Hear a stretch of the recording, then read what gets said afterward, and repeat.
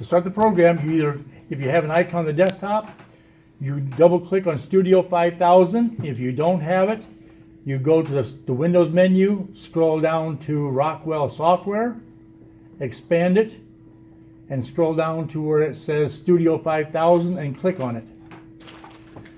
And then you wait. Okay, we're going to tell it new project. You will select the compact Logix 5370 controller and then find the 1769-L30 ERM and select it. You will give it a name. We're going to call it First. You click on Next. You do not change anything in the next window. You just click on Finish.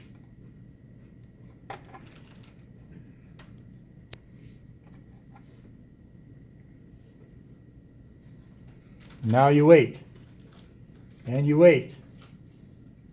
And you wait. Some more. I gotta reinstall the Adobe Acrobat or Acrobat Reader on this computer. That's okay. Just click OK. It will still run.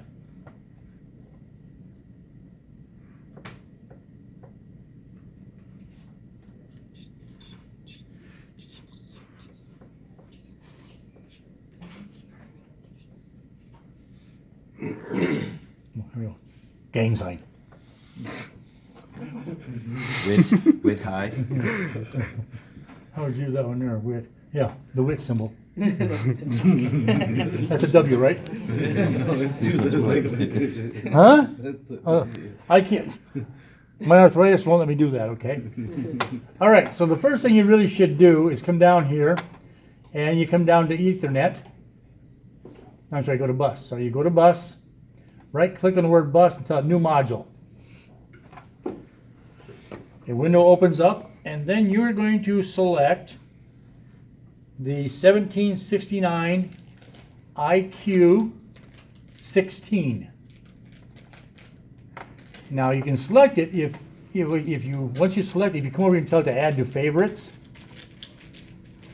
then right up here in this tab, you can click on tab and there it is, instead of scroll through it all the time. All right, I'm gonna click on this and I'm gonna tell it to create. I'm creating that module over here. First of all, what's a name? This is a what's Second. that? What's that? No, go ahead. Okay. It needs a name. I like to give it very descriptive. It is a discrete module. So I'm gonna call it discrete. D-I-S-C-R-E-T-E. Discrete. And now this is an input module, so I'm going to put an underscore input. Discrete input.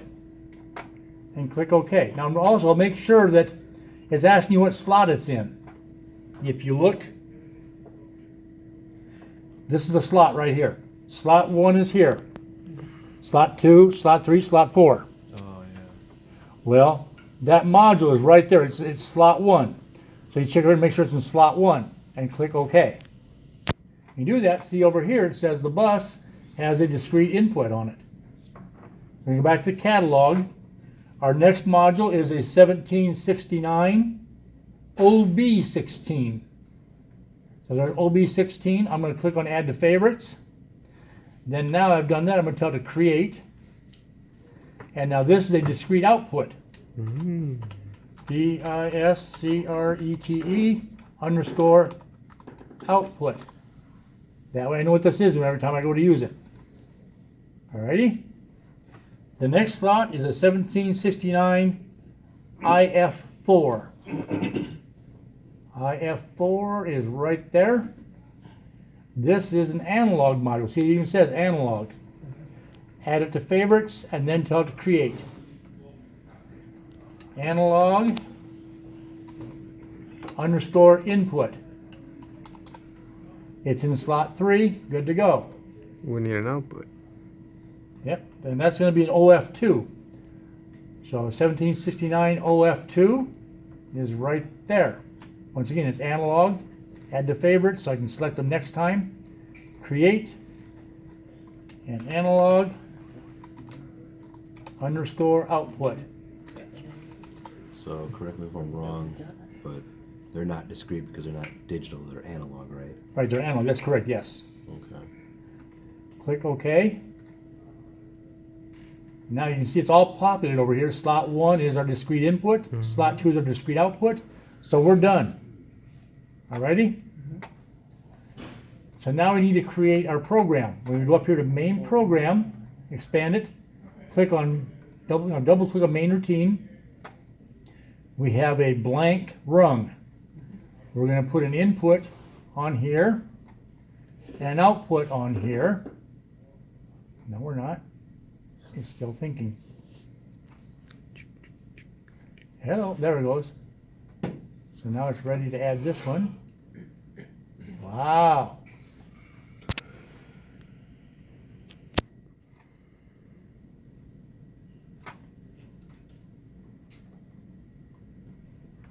It's not liking that.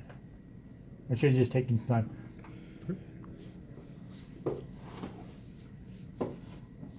Hello. Aye. Commercial. Uh-oh.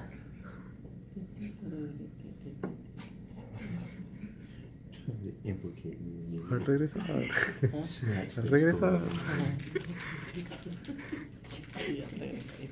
It's doing something, I'm not sure what. Oof.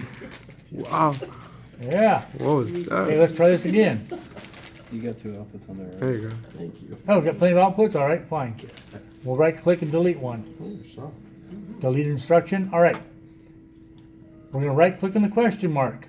Tell it new tag. We're going to call this one Tony. And tell it to create it. Create the tag. We created Tony. Right? Yeah, recreate Tony.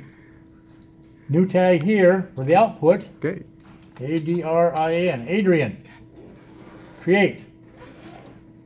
Now, we have the tag, we don't have an address. It's not pointing to any physical device or any location. So we're going to double click on parameters and local tags. That opens this up. You can see the tags, Adrian, Tony. We can't do anything right now because we're in monitor mode. We have to click to edit tags. Now we can edit them. I'm going to click where it says alias for. I click on this. Now, it says, all right, well, these are local input. This is a local, I'm sorry, for Adrian, he's an output, right? Yes. Well, you notice the top one says local slot 1 input, local slot 2, it says C, I don't know what C stands for. We have a local 2 input and a local 2 output. Well, this thing is an output, so we're going to expand the local 2 output, which the 2 stands for slot 2, right? Yes. Right. Expand that. It's data. So I click on the word data, and now I get a down arrow, and I get terminals 0 through 15. We're going to use terminal 0, so I click on it. There. Adrian, the tag Adrian is assigned to the local PLC, slot 2, it's an output, terminal 0. Now I click on Tony for alias for. Drop down. He's an input, so it's going to be slot 1. Expand local 1I, which is input. And now you have fault and data. Well, we don't want the fault, we just want data. Click on the data, drop down, and we're going to do terminal 0 also. Alrighty?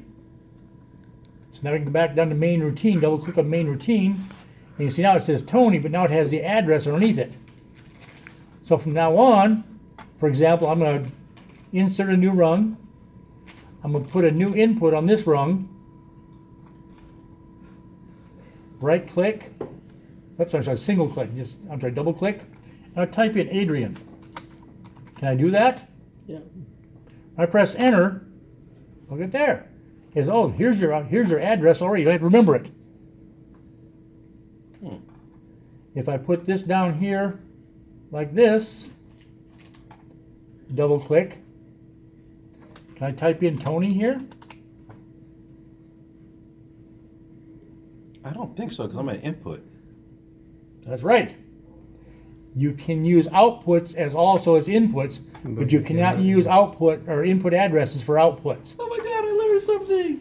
You just press enter, it takes it, but it's not going to work. Oh. So it'll take it, but it won't. If you do a check, where's it at? Why didn't it say it? It should have given me an error. Because Tony's universal. Well, it should have given me an error, but it didn't. You can't do this. Because it's Tony. And because it's Tony, that's right. So you have to delete the instruction or change the address. Just change it to Adrian. It'll work. Yeah. Well, why would you want an input from Adrian controlling the? No, you can't. Can I use another output label Adrian in here? You shouldn't you? Okay, let me put it this way. You can. Will it work? No. Oh. No, because then this one here will never work. No. You should only have one output in the program ever. You can have multiple inputs, but only one output. Because otherwise, when it scans that last one, it doesn't care what the status of this one is. It always defaults to this one down here. Hey, say that again. You said you can have multiple inputs, but only one output. Right. Okay. If you need to control this output, you put branches and you put your conditions on another branch. Oh, okay. Remember that? Yeah. Okay. This thing is ready to go. Okay. Let's drop this on here. And right click, new tag.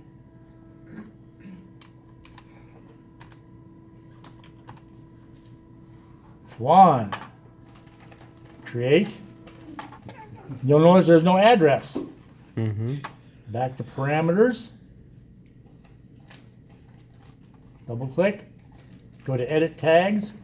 And now Swan is an output, right? Yes. So when you expand slot to output, go to data.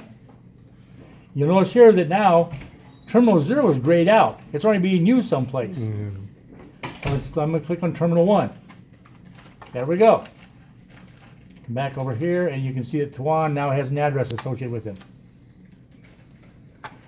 Now we're going to click on here. We're going to say our program's done, ready to go. Expand this, and let's go to PLC 7. We're going to select PLC 7, and we're going to download the PLC 7.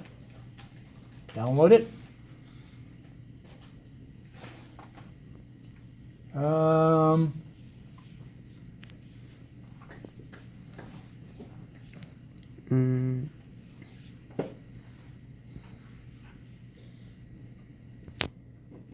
Oh, interesting. Okay, I have to upgrade the firmware for those things out there. Okay, so we can't download it because the firmware, we're using version 30 of the operating system of the software. So you go to help. Yeah, let's close this. Forgot about this. You go to help and go to about Logix Designer. We're using version 30. But the PLC out there has version 26. Oh, has to be the same. They have to be the same. So we have to go out. I have to download the firmware for version 30, and then Should work. and then update the firmware in those computers out there, or those PLCs out there. Okay. But I mean, that's the steps right there. I mean, as far as and now that I've got the path selected, I can change the program as long as it's the path is correct here. I can continue downloading this program continuously or repeatedly as I make changes without having to do anything else. Now, is that why it wouldn't give you an error when you try to put two different inputs on? Or, yeah, you tried to put the input and where the output was at? I don't think so. I don't think that's the reason why. So you can go ahead and stop recording now. I think that's it.